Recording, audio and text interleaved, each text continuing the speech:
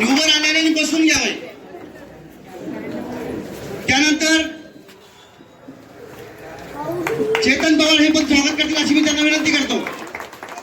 यानंतर शंतनभाऊ उमरेकर यांचं स्वागत अंतुरकर आप्पा करतील अशी मी त्यांना विनंती करतो।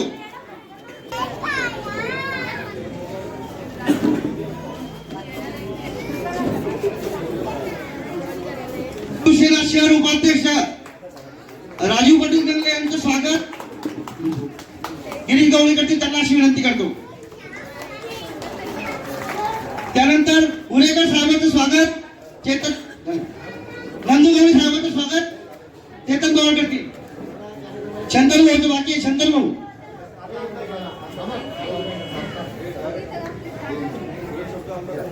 दोन शब्द आमदार साहेब बोलतील अशी मी त्यांना विनंती करतो। संभाजीनगरचे कार्यसम्राट संजयभाई शिरसाट यांच्या कार्याचा लेखाजोखा असा आहे की या पश्चिमचा चेहरा मोहरा बदलणारे एकमेव शिवसेना धनुष्यबाणाचे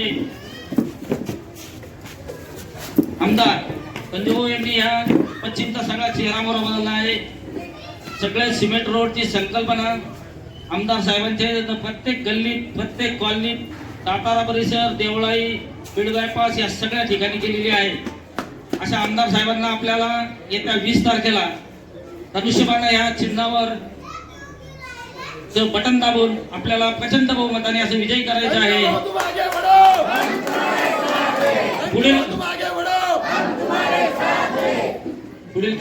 पुढील शब्दात दादा साहेब बोलतील स्वतः। छत्रपती शिवप्रभूंना परमपूज्य डॉक्टर बाबासाहेब आंबेडकरांना विनम्र अभिवादन करून शिवसेना प्रमुख माननीय बाळासाहेब ठाकरे यांना मानवंदना। आज त्यांचा स्मृती दिन आहे। या ठिकाणी उपस्थित व्यासपीठावरील सर्व मान्यवर,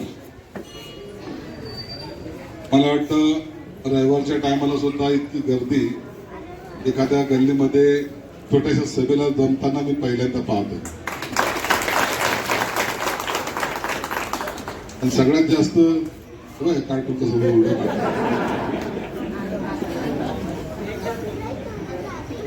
घोषणा दे एकदा।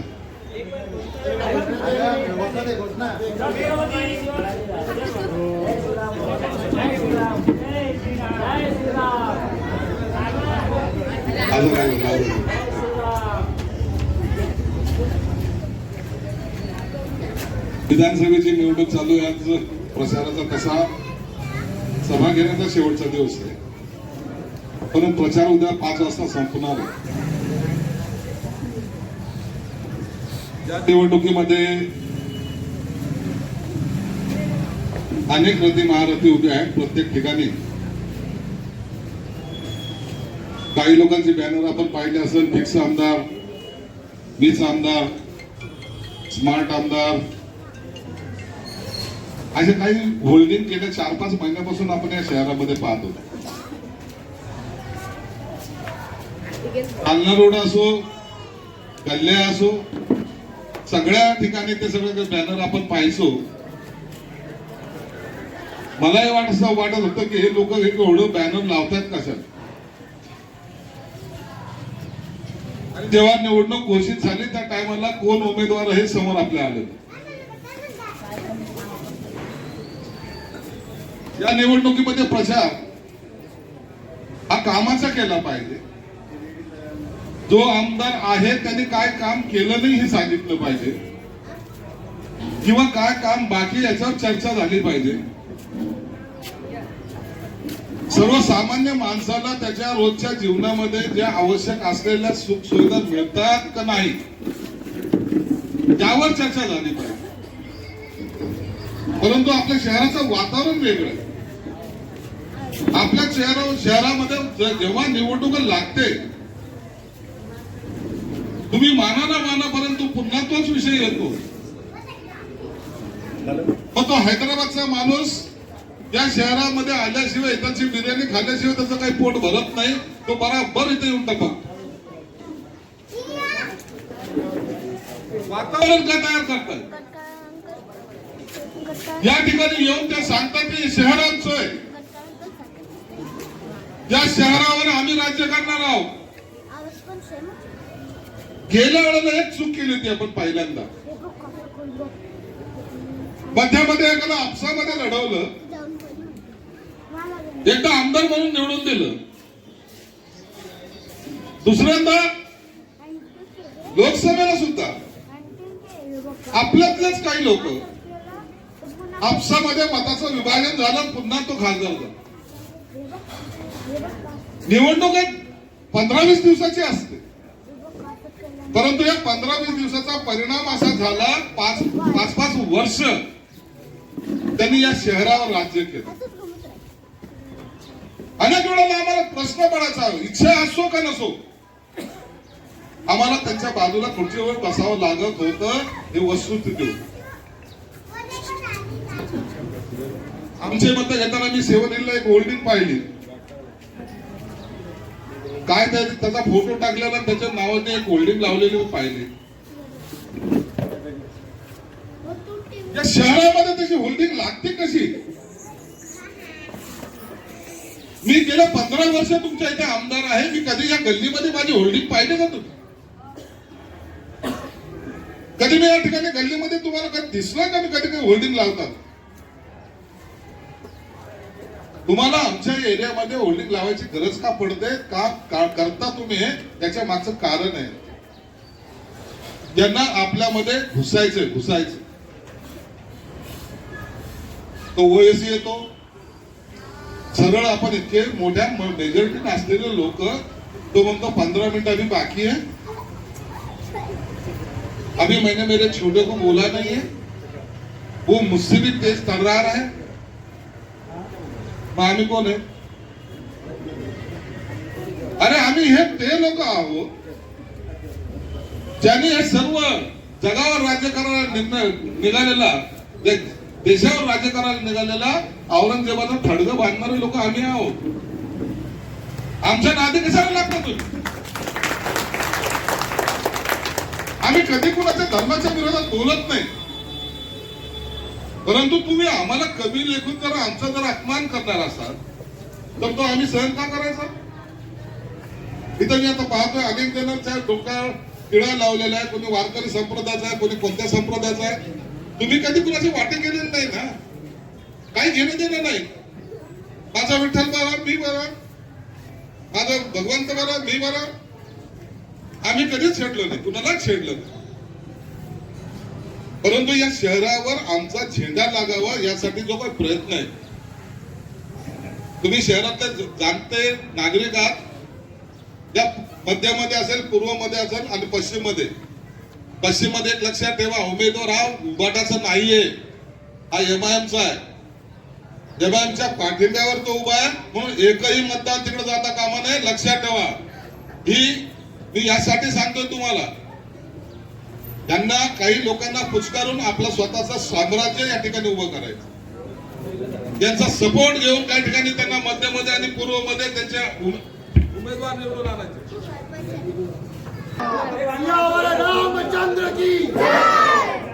त्यांना फक्त आपल्याला थोडसा दाखवायचं की आम्ही तुम्हाला मदत करतोय, तुम्ही आम्हाला मदत करा. अहो मी या निवडणुकीमध्ये जातोय, मी प्रत्येक ठिकाणी आव्हान करत असतो. संजय शिरसाटचा मतदारसंघ दौलताबाद पासून सुरू होतोय, चिंदवण बिंदवण बाकी इतका मोठा एरिया आहे. तुम्ही तिथं जाऊन कोणत्याही एरियामध्ये, तो हिंदू एरिया असो, दलित एरिया असो, मुस्लिम एरिया असो, त्या ठिकाणी काम जर संजय शिरसाटने केलं नसेल तर दाखवा तर खरं. मी कधीही मानत नाहीये की मी लोकप्रतिनिधीने सर्वांचं काम केलं पाहिजे. या निवडणुकीमध्ये मला विचित्र अनुभव आला. मी ज्या लोकांकडे ज्या ठिकाणी काम केलं त्या ठिकाणी काही ठिकाणी गेलो, ते मला भेटले. बोले क्यों, कैसा चल रहा है? बोले ठीक चल रहा है साहब, आप ही चुन के आने वाले. मला पक्का? बोले पक्का. मला तुम्हाला वोट तो मेरे को होगा. तो त्याच्या चेहऱ्यावर असं 12 वाजले. त्याला काही काय प्रश्न विचारलाय? अरे चुन के आएंगे तुम, हमारी वोट की बात करते. अरे मला तुझं वोट तर मला मिळेल ना, तुझ्या घराचा रस्ता केलेला आहे, मग जिथे समोर वाहणारं घाण पाण्याला तिथं ड्रेनेज लाईन टाकून दिलेली आहे. मग आता तुला काय हरकत है? नहीं साहब, हमारा थोड़ा सा प्रॉब्लम है, अभी हमारा जब कुछ डिसाइड हो जाएगा जब हम आपको बोले, ते डिसाइड करू शकतात आणि आपण आपलं मत बनवू शकत नाही. माझं मत मी बनवू शकत नाही. ही एकता दाखवायची ही वेळ आहे. तुम्हाला वाटेल की संजय शिरसाट जातीवर बोलतात, मुद्दाम मला बोलावं लागतं. आम्ही विकासावर बोलतो त्या टायमाला तुम्ही जातीवर जाता. तुम्ही सांगता आम्ही एक होतोय, आमचा फतवा निघतोय. तुमचा आता फतवा आहे ना, तर आमचा सुद्धा फतवा निघायला काही हरकत नाहीये. म्हणून तुम्हाला सांगतो आजही कालीचरण महाराज येत आहेत आता दागिन्याच्या ग्राउंडवर. संध्याकाळी आवर्जून सर्वांनी जाते. एक धर्माचे महाराज येतात, त्यांचं प्रवचन आहे. आचारसंहितेमुळे मला जाता येणार नाही, परंतु तुम्ही अवश्य आहे. आम्हाला तुम्हाला एकच सांगायचंय, बाउंड्री पर्यंत आलेले आहेत. आता दुश्मन आपल्या बाउंड्री पर्यंत आले, कधीही इकडे येत. मी अनेकांना सांगतो आणि आपण काय करतोय नाही. कानोरवाडीच्या त्या दर्ग्याच्या रोडवर जा, असलेल्या सगळ्या गाड्या पहा. मला त्यात 5 गाड्या तरी आपल्या दाखवा. कोणाच्या आपल्या माणसाच्या 5 गाड्या दाखवा कधीतरी. आपले माणसं एखाद्या वेळेला त्या रविवार किंवा सोमवारच्या असलेल्या बाजारामध्ये भाजी घेऊन येतात. भाजी विकले, काकडी विकली, टमाटे विकले, बटाटे विकले, चालले विचार. 8 दिवसाचं नाम निशाण. तिथं असलेल्या गाड्या कुणाच्या आहेत? तिथं असलेल्या बाकीची वस्तू कुणाची आहे? तिथं असलेल्या त्या सगळ्या चाटची दुकानं कुणाची आहेत? फक्त मी एकाच भागाचं सांगतो. तिथं असलेले फुलाची दुकानं कुणाची आहेत? आम्ही तुम्हाला आमच्या एरियामध्ये पोट तुम्ही भरता आणि त्या टायमाला आमच्याच अंगावर जर धावून येत असाल तर ते आम्हाला मान्य नाही. मी निवडणुकीसाठी लढत नाही. हे शिवसेना प्रमुखांनी आम्हाला स्वाभिमानाने उभं केलं.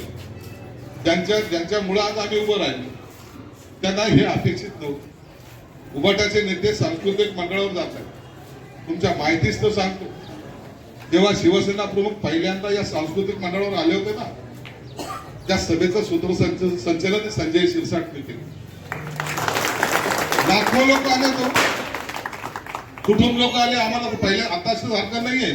आता एका सभेला जायचं म्हणलं तर तो म्हणतो मेरे गाडी देऊ ना. बरं, गाडी बी साधी नाही मागत, क्रुझर गाडी पाहिजे म्हणतो. त्याच्यात 10 सीट बसतात, त्यात ते 5च जण येतात. तो म्हणतो नाही, थोडं मोकळं सकाळ गेलेलं बरं. परंतु त्यावेळेला त्या सभेला लाखो लोक कुठून आले आम्हाला माहित नव्हतं. जेव्हा लाखो लोक आले त्या टायमाला शिवसेना प्रमुख त्या स्टेजवर उभे राहिले. आमचाही पहिला टाईम शिवसेना प्रमुखाला इतक्या जवळून त्या सभेचं सूत्रसंचालन मी करतोय. आमचं खडतर चालू होतो. एक शिवसेना प्रमुख ज्यांचं नाव जगामध्ये घेतलं जातं ते आज आपल्या स्टेजवर आहेत.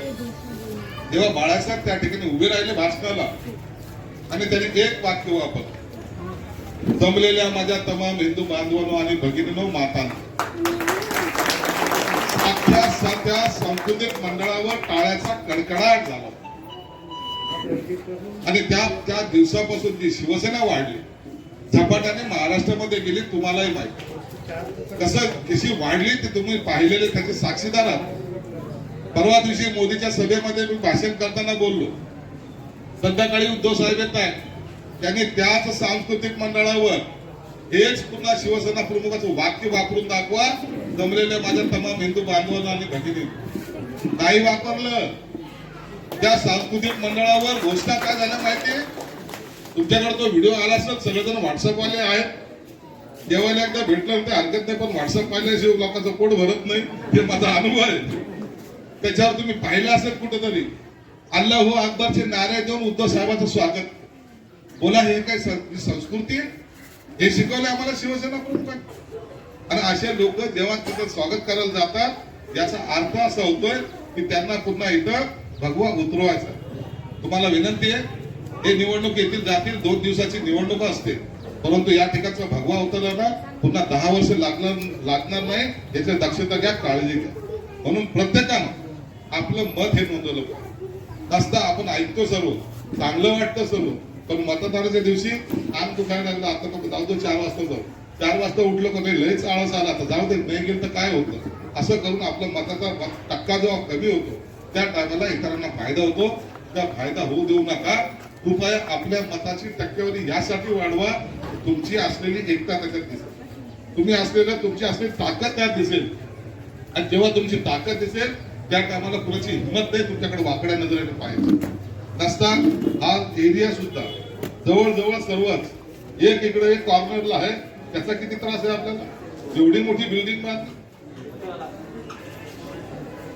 अरे हे हाडरलेली जागा आहे ते सांग काय सांगा तुम्हाला सगळ्यात शहरावर त्यांचा कब्जा होत चाललेला आहे म्हणून ह्या कब्जा कुठेतरी आता थांबला पाहिजे माझा माणूस स्वाभिमानाने या ठिकाणी राहायला पाहिजे घरं चांगले आहेत रस्ते चांगले आहेत परंतु घरातून बाहेर फिरता येत नसेल तर आपल्याला ती अडचणीचा भाग आहे म्हणून याची आपण काळजी घेऊया या निवडणुकीमध्ये आपलेच काही लोक प्रचार करतात आपलेच लोक हे कधी हिंदुत्वाचा झेंडा घेऊन फिरायचे आज त्या यमांच्या प्रचारामध्ये सहभागी होत आहेत या ठिकाणी बाजूच्या काही रस्त्यावर की डीपी प्लॅन मध्ये त्यांच्या घरावर जे डीपी रोड आलेला आहे तो सुद्धा आपण हटवल्याशिवाय राहणार नाहीये त्याची जबाबदारी आमच्या परिवाराच्या घरावर कुठेही बुलडोजर फिरणार नाही म्हणजे नाही एवढं तुम्ही लक्षात ठेवा तुम्हाला चांगल्या प्रकारे माहिती आहे की आपण जे बोलतो ते करतो आणि एकनाथ शिंदे साहेब आहेत तर सब कुछ हो सकता है म्हणून तुम्हाला पुन्हा पुन्हा विनंती करतो 20 तारखेला न चुकता आपलं मतदान धनुष्यबाणाला करावं धन्यवाद जय हिंद जय महाराष्ट्र भाऊ मी तुम्हाला इथे एक गवाही देतो इथला एकूण एक मतदान फक्त आणि फक्त संजीव भाऊला जाणार का नाही जाणार भाजप शिवसेना युतीला जाणार का नाही जाणार संजीव भाऊ तू मागे बडो भाऊ एक मिनिट भाऊ भाऊ